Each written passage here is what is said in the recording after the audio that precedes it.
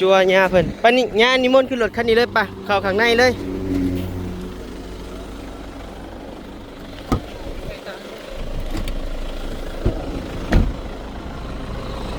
รถเกิดอุบัติเหตุพี่น้องเอ้ยรถหญ้าเพิ่นเนาะ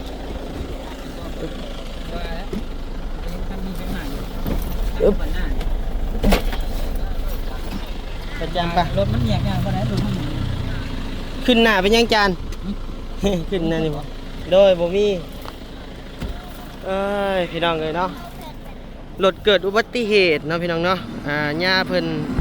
เดินทางมาแต่ทางใดก็บ่ฮู้วันนี้มาพ่อตามทางครับพี่น้องเนาะมาจอมมาเดี๋ยวอันขน้อยเอาขึ้นให้คันนั้นโอ้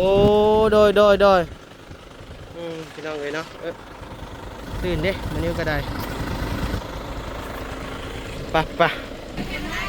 พาเพิ่นมาพักเช่าอยู่นี่ก่อนพี่น้องเลยเนาะไผเป็นเจ้าของห้างชอบเฮาฮอดซอยค่าข้าวค่าน้ำเด้อบ่เฮาก็อยากเฮ็ดบุญนำแม่หั่นน่ะโดยเพื่อนนี่แหละโดยปกตินี่พระอาจารย์ประจำอยู่วัดใดวัดแก้งกระเบ้าชื่อวัดในใดเกาะอะไรเกาะเนี่ยวัดป่าสมสัญญารามวัดป่าสมสระสัญญารามวัดป่าสมสัญญารามโดยมีแต่ขนม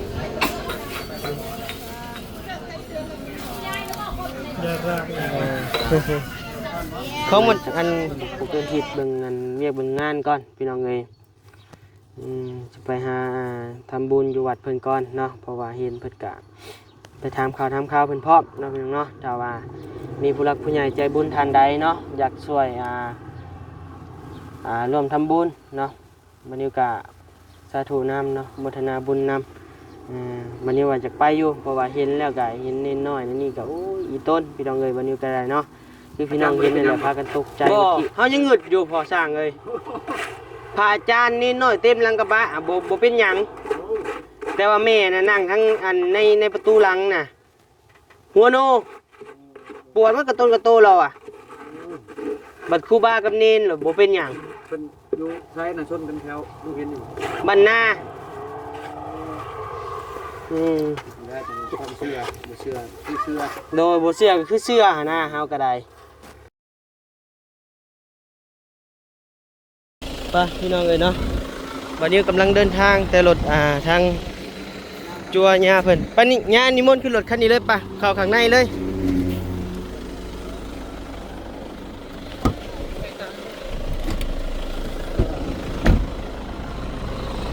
รถเกิดอุบัติเหตุพี่น้องเอ้ยรถหญ้าเพิ่นเนาะ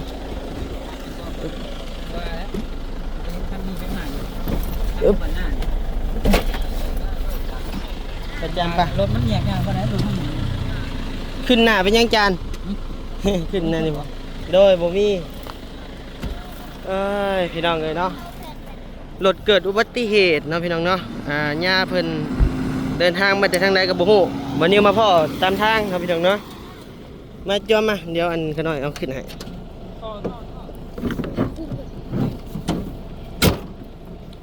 ไป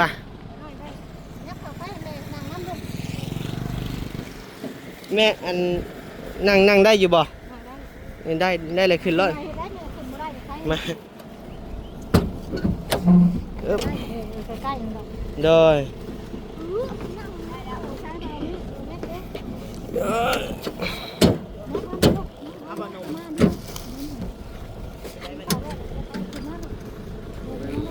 ขึ้นเลย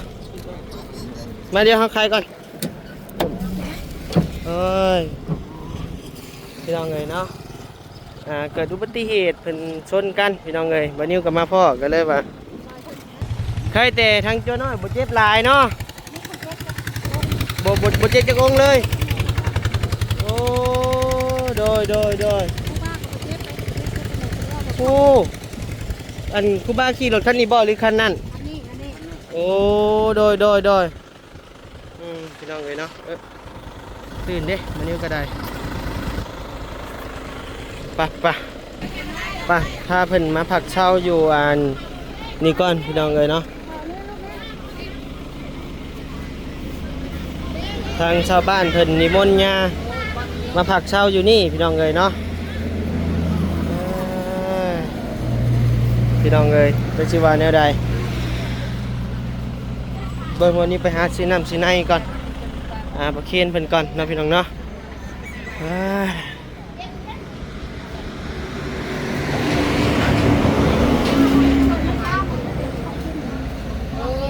เห็ดเสร็จหวยไปเวทีข้าวไปให้เงินหวยบ้านเนี่ยทางนักบ้าก็ใช่ข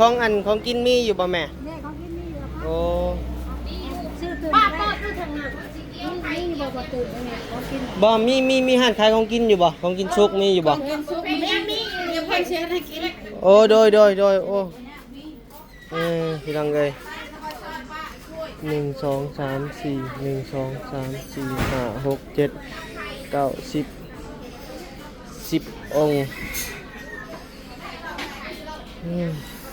พี่น้องเอ้ยเนาะวางได้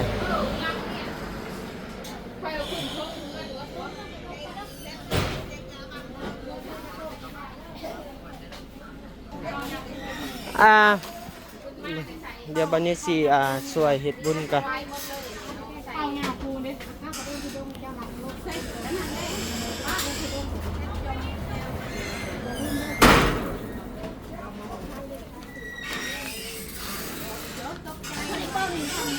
แม่อันไผ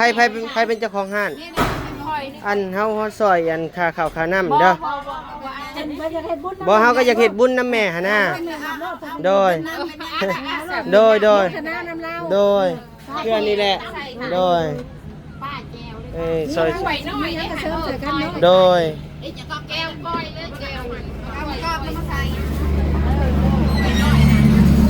ไปพี่น้องเอ้ยเนาะ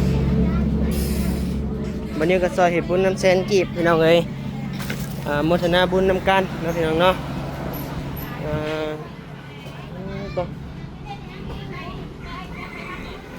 พระอาจารย์พระอาจารย์จะสมุดปกตินี่พระอาจารย์นั่นประจำอยู่วัดใดวัดแก้งกระเบาชื่อวัดในใดเกาะวัดป่าสมสัญญาราม อะไรเกาะเนี่ย วัดป่าสมสัญญาราม วัดป่าสมสระ สัญญาราม วัดป่าสมไสยารามโดยมีแต่ขน้อยสิเดินทางก่อนเด้อจันเด้อโดยใครแต่บ่เจ็บพี่น้องเอ้ยเนาะ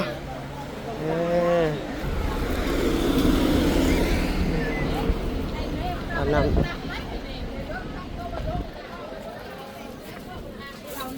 เจ้าหน่อย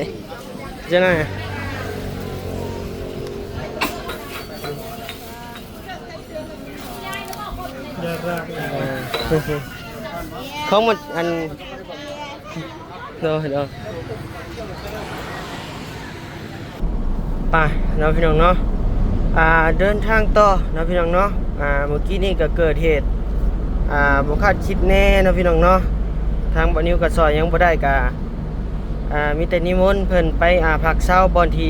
ดีพี่น้องเอ้ยเนาะพักเช้าบ่อนที่มีลมเงาบ่อนดีเนาะพี่น้องเนาะเพิ่นก็เกิดอุบัติเหตุกำลังสิพาเน้นน้อยหรือว่าเน้นน้อยแหละไปเยี่ยมบ้านเยี่ยมซ่องพี่น้องเอ้ยรถมาเกิดเหตุในนี้ก่อนเนาะทางญาเพิ่นกับผู้แลอยู่วัดแก้งกอกว่าซั่นเนาะไสยะวัดไสวันนี้ก็ลืมละพี่น้องเอ้ยโอ้ยเนาะวันนี้ก็ซอยยังบ่ได้หลายพี่น้องเอ้ยเนาะกับซอยโมทนาบุญเคนข้าวเคนน้ำเพิ่น100,000กีบบ่นิ้วก็ได้ตกใจบ่นิ้วก็ได้เนาะขี่รถมาหรือว่ามาพ่อตกใจก็เลยว่าเพิ่นนั่งอยู่ในป่าในดงนะพี่น้องเอ้ยเพิ่นหลบแดดหลบหยังเนาะตกใจแน่เลยก็บ่นิ้วก็นิมนต์เพิ่นไปห้านค้าไปนั่งพักเช้าอยู่ห้านค้าเลยทั้งห้านค้าเพิ่นก็ใจดีเพิ่นก็เฮ็ดบุญประเคนข้าวประเคนน้ำพี่น้องเอ้ยวันนี้ก็ซอยเพิ่น100,000กีบก็บ่หลายดอกพี่น้องเอ้ยครับซอยๆไปเนาะพี่น้องเนาะทำบุญร่วมกันเนาะพี่น้องเนาะ เอาสั่นแรกพี่น้องเอ้ยไปพบไปพ้อกันอยู่เฮือนน้องสายฟ้าพุ่นแหละพี่น้องเอ้ยเนาะโดยเอาพี่น้องเอ้ยเปิดคลิปเปิดภาพมากะน้องบุญทวีกลับมาแล้วมื้อนี้พี่น้องเอ้ยไปไสมาบุญทวี ไปลินอยู่ใช่เพื่อนปักต่ออีกแล้วเฮ้ยชาติว่าจะไปเนาะจะตีนหามปักต่อบ่ไอหามไว้กับโบอยูบ่ได้พังควงกันจักดิอันนี้ นี่ ตัวยังแพงกันอยู่บ่นี่หรือว่าแนวใดอันนี้ก็ได้อืมอืมอืม เอาจาก วันนี้ซื้อท่อมาพี่น้องเอ้ยจังน้อยจักสีแป้งมาสั้นๆกันเนี่ย30,000ซื้อนะเม็ดละ15,000ซื้อในหันจีนหันเวียดพี่น้องเอ้ยเอาสบายดีปะลุงเนี่ยครับสบายดีปะลุงเนี่ยโดยมานั่งพี่สายผ้าไอ้มีเรื่องสิเล่าสิพังก่อนบัดนี้เดินทางมาฮอดเฮือนสายฟ้านี่กะมีอุบัติเหตุคือว่าใหญ่นะพี่น้องเอ้ยอุบัติเหตุใหญ่ได้นั่งลงคะแนนอยากฮู้นั่งลงซิกดาวมีอุบัติเหตุใหญ่เนาะพี่น้องเนาะคือพี่น้องได้เห็นนั่นแหละวันนี้ก็โอ้ยอีต้นสงสารพี่น้องเอ้ยอีต้นแห้งเพราะว่ามันเพิ่นกับเป็นแบบว่าอีหยังพี่น้องเอ้ยผู้อันนั้นเฮาพี่น้องเอ้ยศาสนาพุทธเฮาเนาะพี่น้องเนาะกะ รู้สึกว่าอันใจอยู่พี่น้องเอ้ยเนาะสิบสบายดีป่ะลุงเนี่ยโดยนะพี่น้องเอ้ยอย่าไปนางงามอันนี้บ่นางงามงามเลยเนาะอันนี้เนาะอันนี้นางบ่งามพี่น้องเอ้ยเอาบัดนี้ก็ขอกราบทักทายสบายดีพ่อแม่พี่น้องหมดทุกคู่ทุกคนเด้อเนาะที่เข้ามารับชมในคลิปนี้ก็มีอุบัติเหตุแน่พี่น้องเอ้ยอุบัติเหตุครั้งใหญ่แหละเนาะพี่น้องเนาะมีพระอาจารย์และก็เนนน้อยหลายคนพี่น้องเอ้ยเนาะเกิดอุบัติเหตุกำลังสิเดินทางมาแต่แก่งกอกว่าซั่นเนาะแก่งกอกเมืองจำพรพู้นแหละเนาะประมาณนี้บ่กันบ่นิวจื้อบ่ผิดนะพี่น้องเนาะวัดเพิ่นก็วัดชื่อวัดยังเด้บ่นิวลืมล่ะเพิ่นกำลังว่าสิเดินทางไปเมื่อบ้านพระอาจารย์ว่าซั่นเนาะเมื่อบ้านพระอาจารย์เมื่อเยี่ยมเมื่อยามบ้านว่าซั่นพาเน้นน้อยไปเยี่ยมไปยามเนาะแต่ว่าไปบ่ฮอดสายซ้ำพี่น้องเอ้ยมาฮอดบ้านนาก็เกิดอุบัติเหตุว้าว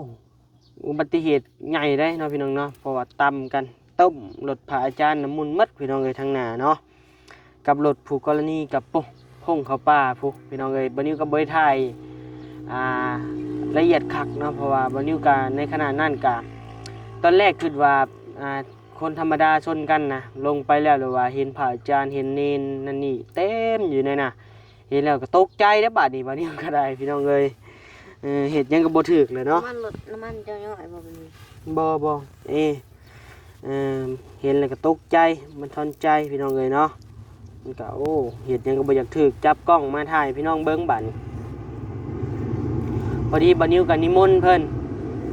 ขึ้นรถแล้วก็ไปส่งเพิ่นพาเพิ่นไปพักเช้าอยู่ที่ห้านค้าแล้วพอดีห้านค้านั่นเพิ่นก็ประเคนข้าวเพลเลยอาหารเพลเลยเนาะก็โอ้ถือว่า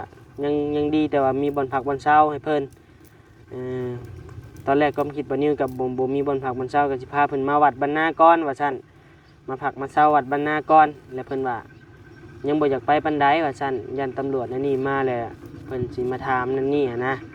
ก็เลยว่าพอดีมีห้านค้าใกล้ๆนั้นเนาะพี่น้องเนาะพอดีมื้อนี้ก็พาเพิ่นเข้าไปในนั้นเลย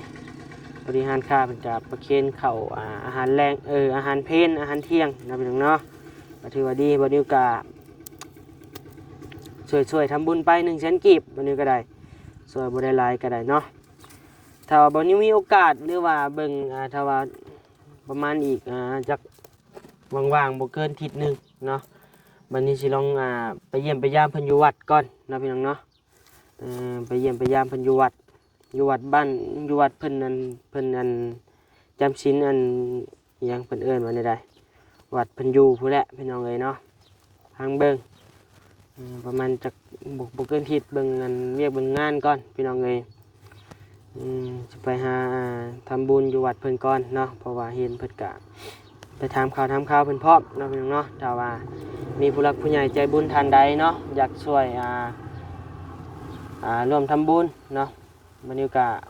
สาธุนำเนาะโมทนาบุญนำมื้อนี้ว่าจะไปอยู่เพราะว่าเห็นแล้วก็เห็นนิดน้อยนี่ก็โอ้ยอีต้นพี่น้องเอ้ยมื้อนี้ก็ได้เนาะคือพี่น้องเห็นนั่นแหละพากันตกใจมาที่แต่ว่ามื้อนี้คืออย่างหนึ่งเด้อพี่น้องเอ้ยเกิดอุบัติเหตุแห้งปานนั้นบ่มีภัยเป็นหยังจัวน้อยนั่งเต็มหลังกระบะรถย่าเพิ่นก็นั่งทั้งอันในรถย่าก็บ่เป็นหยังนิดน้อยก็บ่เป็นหยังมีแต่แม่เพิ่นเป็นอีหยังแม่ออกเพิ่นผู้ไปนำนั่นแหละพี่น้องเอ้ยเนาะจะเป็นหยังเป็นในวัดในว่าแหละเนาะหัวโนพี่น้องเอ้ยแล้วก็เจ็บตามกันต้นโตๆเรานี่แหละมีแต่แม่ออกผู้เดียวเป็นวันนี้ก็ยังงึดอยู่อุบัติเหตุแห้งปานนั้นบ่มีใครเป็นหยังพี่น้องเอ้ย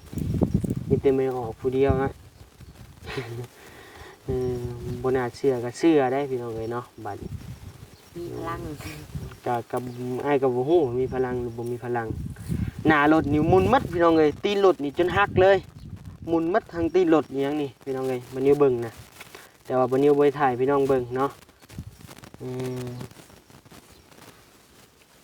เห็นเลยก็ได้เนาะพี่น้องเนาะอีต้นจัวน้อยกับบ่ง่ายพี่น้องเอ้ยขมุบขม้าอยู่สั่นแหละเนาะพี่น้องเนาะอุบัติเหตุเกิดขึ้นได้ทุกเมื่อเนาะพี่น้องเนาะบ่ว่าแต่ภัยรถผู้กรณีจนอยู่ในป่าเลยพี่น้องเอ้ยจักสิเห็นหรือบ่เห็นอะไรในกล้องบัดนี้ถ่ายบัดนี้ก็บ่ได้อันปานใดเนาะตกใจแน่ก็ถ่ายไปมาริมมาร้อยแล้วแหละวันนี้ก็ได้อยากเอาเพิ่นไปพักวันที่เช้าที่ดีนั่นแหละพี่น้องเอ้ยเนาะเป็นได้เฮือนเจ้าฮอดคันได้เลยหาม บอกเลยนะเมื่อเมื่อคืน เนาะ ยุกลงมาสีขาว เดี๋ยวพังเบิ่งประมาณจักทิศนึงหรือว่าจังได๋กลับบัดนี้จังสิไปไม่ยุกลงมาสีขาว ไปเยี่ยมยามเพิ่นอยู่วัดอยู่ว่านะพี่น้องเนาะไปถามข่าวว่าเป็นจังได๋ ป้าไปสีขาวปะ สีขาว เขาเบิดเลยนะ สีขาวอยู่ไส ลุงสี พงสีไสใกล้บ่ ให้ อยู่ไสแหละ ลืมหัวยุ่งสีกัน ทางใดเลยไปทางใด มันมันสุก ทางวัดมหาโชคผู้อ๋อโตไกลเติบเนาะทางเบิ่งมื้อแรงแดดบดก่อนบ่มีข้าวกินเลยบ่บ่พอได้มาบ่มื้อแรง มันเลยแต่เขาเย็น เลยได้ข้าวเย็นนะบุญทวีบ่ได้เวียกได้การได้งานนี่ตายแต่ไปลิ้นนี่เป็นได้โตนะสิไปอีกบ่สั่นหัวอีกแหละเมื่อยรอดบ่น้ำเจ้านี่บุญทวีเอ้ยพ่อแม่เพิ่นที่ฮักแพงไงจังเพิ่นก็จนนั่นแหละกับการกระทำเจ้าเฮ็ดไปดาตะกี้เด้เพิ่นแพงเพิ่นหอมเพิ่นหยังบัดนี้มาพ้อการกระทำเจ้าในนี่มันก็ห้วยทางพ่อแม่เพิ่นก็ว่าแนวใดแล้วเนาะพี่น้องเนาะ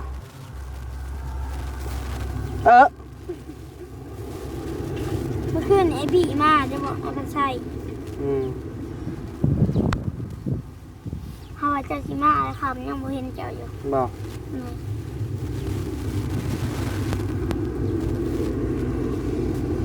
ไอ้กับเมื่อแล้วทำเลย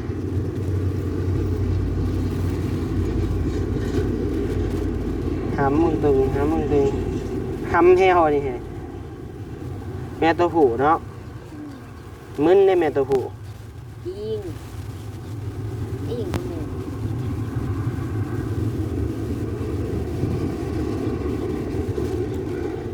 ครับ หยอกเลยหยอกเจ็บแมวนี่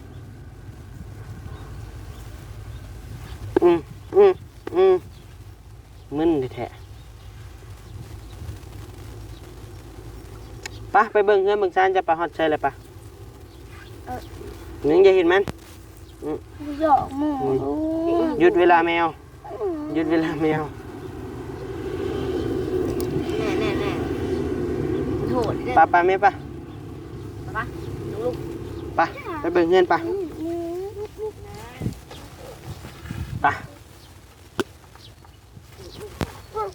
ลูกนะอู้เข้าเลย มุนมัดพี่น้องแถวนี้นะบริเวณนี่นะรถครูบาเพิ่นน่ะรถพระอาจารย์น่ะตีนนี่จะว่ามุนเลยนะมุนเลยวันนี้ไปเสร็จฮะป้าเห็ดคักแค่นี้ยิ่งอันรถใช้รถอ้ายบ่เห็นว่ารถอ้ายอีห้างก็ได้โอ้ยหลุดเลยนี่เห็นว่ารถอ้ายอีห้างก็ได้ บุ้มเลยใช่ป่ะ โตนี่ นี่หัวเรา บ้า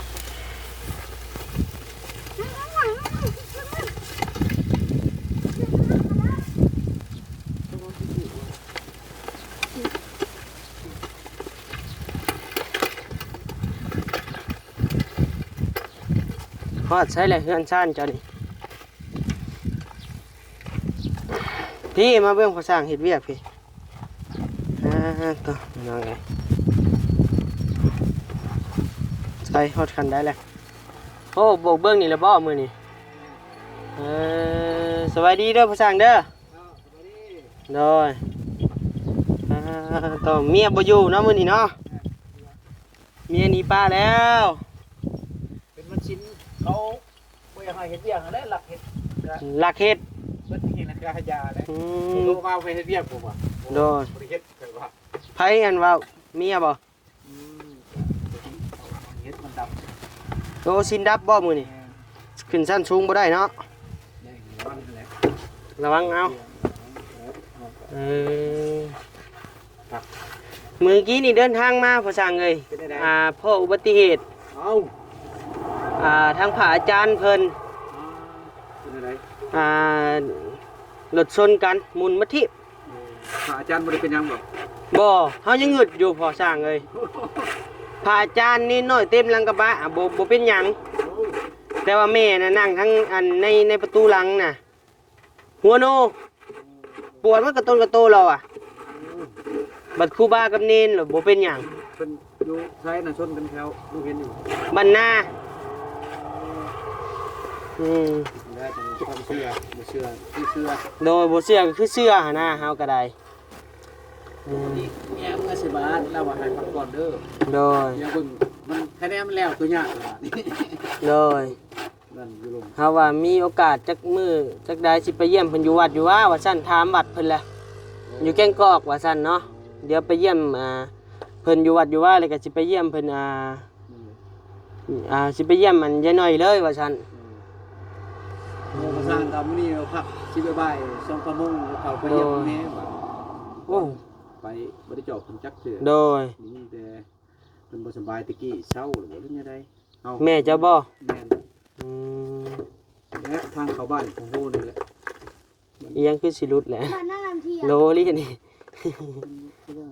ผู้สาวเราสิไปบ้านหน้าน้ำเที่ยง เรือบ่แม่นบ่มันเป็นย่างบ่ภาษานะ ซบไปซื่อๆนี่แหละลูกเกือบประตู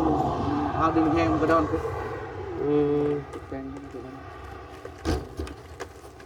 นี่จะเราจะแป้งก็ได้ หนัง กินข้าวกินน้ำหรือบ่ภาษา กินข้า กิ วน แล้วมื้อนี้เฮ็ดก็กินแต่เช้าปั้นข้าวแล้วลูกชายชวนปั้นข้าวปั้น โดย ก็หิวหากินต่ออีกนั่นแหละปั้นมันท้องคอนได้ โดย อยากดูกินไปเป็นอันเชือดเบิด โดยคือว่างามพี่น้องเอ้ยเนาะผลงานออกมาก็ได้ จะลงไปปูนะให้พ่อนี่ไหม เลี้ยง นี่กระเป๋านี่พอสิปันปูนลงสั้นเลยยับลงไปสิลง นะ ยับลง ไปอันไปแป้งให้พอสร้างเนี่ยไปแล้วจังบ่ได้ลงไปจังแล้วไว้ไป เห็นแล้วสิพักแม่เพิ่น อืม ลูกกระสิผัก พักก็พัก นี่ มัน ข้า กั วน กระเบิด ยามันนะ เด็ดหมดอีกแล้วโอ้ กู ย จะเติมหมูข้าวหั่น โอ้ยเราเติมข้าวอยู่เจ้าลิ้นหมดเบิ่งแต่ YouTube มันก็หมดแหละ คอยเบิ่งเบานิ้วข้าวเดียว2-3 ชั่วโมงเบิ่งเพื่อนบ่ได้เอาไปยังฟินในหลวนปวดบึกอ้าว หมดแหละ ว่าสิเปลืองกว่านั้นบ่วะ เปลืองได้ลิ้น YouTube ได้ โอ้ YouTube TikTok นี่เปลืองแฮง TikTok เพิ่นก็แป๊ก ปกติหันมีตั้งแต่เบิดชั่วโมงที่ซื้อเบิดชั่วโมงแล้วก็ตัดไป โดย นี่ ว่ามาบัดนี้เบิ่งแต่ YouTube ว่ามันก็หมดแล้วลิ้นเพจนี่โอ้ยจนลืมพอสั่งเลยแนมเลือดเพจ เพชรบ่ขึ้นเลยเพชรมีแต่พวก TikTok พวก YouTube นี่แหละ อืมอื แพ ม งแล้วด้านนี้ก็ใครนะเดี๋ยวนี้ มีทุกงงอ่ะเหมือนมันก็ตื่นแป๊บเดียวง่วง สูบน้ำเด้อแล้วใส่ถังไว้ นี่จังหน่อยแป้งแล้วเลยก็โยมคักแล้วบัดนี้ ออกตาดบัดนี้ โอ้มันแห้งกว่าเก่าแล้ว แห้งกว่าเก่าบ่ แม่นแล้วได้แห้งอยู่มื้อเช้ามันก็โยมอยู่ โดยบ่คะแนนมีท่อเด็กขึ้นมาอีกแห้งๆนะ โอ้ เฮาซื้อมาแล้วท่อน่ะ โอ้ พ่อเนี่ยเจ้าก็เอาสั่นๆดอกเอายาวๆลูก ยาวเจ้าก็บ่ถึงแหละ เพิ่นก็สิเพียงยวงนี่ เออเราคือ สั่งไปหน่อย เออ ขึ้นบายบ่ได้แอบไผ บ่แอบไปบ่ โอ้นอนไปนอนมันเลย อืม เจ็บเลย เดี๋ยวเฮาลงก่อนเนาะโดยไป จับอันนี้ เดี๋ยวให้พ่อสร้างเห็ดปะเอามาให้พี่ปะเฮ้ยแล้วเรียบร้อยงามพี่น้องเลยเนาะของใหม่สุดพี่น้องงาม พอกันได้วันนี้คุณสิบบาท ไปซื้อบัตรเลยซื้อบัตรหรือไปเลย เอาไป คะแนนว่าให้พ่อไปตกแต่งตัวนี้งามได้พี่น้องเลยตกแต่งซาวโซ่นี่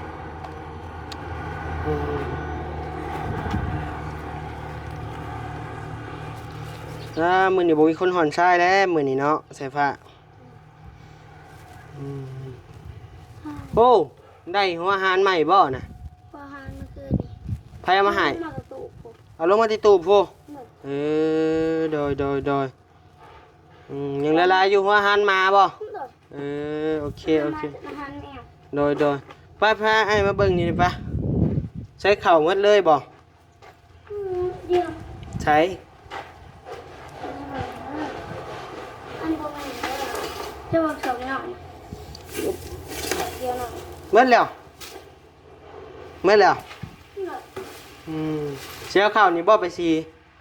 ไอ้คอบ่สอบหนึ่งให้อ้ายสอบหนึ่งเด้อขายเอาไปสีเด้อ ว่าอยากซื้อสบายดีปะลุงเนี่ยสิอันปีคลิปแล้วโดยอยู่ดีมีแห้งความเจ็บบ่อยได้ความไข่บ่อยมีปรารถนาสิ่งใดขอให้ได้สิ่งนั้นสมความมุ่งมั่นปรารถนาอย่าเจ็บอย่าจนโอ้เก่งว่าเองเป็นแล้วพี่น้องเอ้ยเนาะโดยไปพี่น้องเอ้ยวันนี้ก็สิขอลำลาก่อนเด้อพี่น้องเด้อเนาะเฮือนน้องสายฟ้าก็ใกล้สิสำเร็จเสร็จสิ้นแล้วใกล้สิหนีป้าเพิ่นแล้วพี่น้องเอ้ยมื้อนี้ก็เดินทางมาผู้เดียวพี่น้องเอ้ยเนาะมาพ้ออุบัติเหตุก็ใจหายใจคว่ำมาเดียวก็ได้โดยบ๊ายบายพี่น้องเอ้ย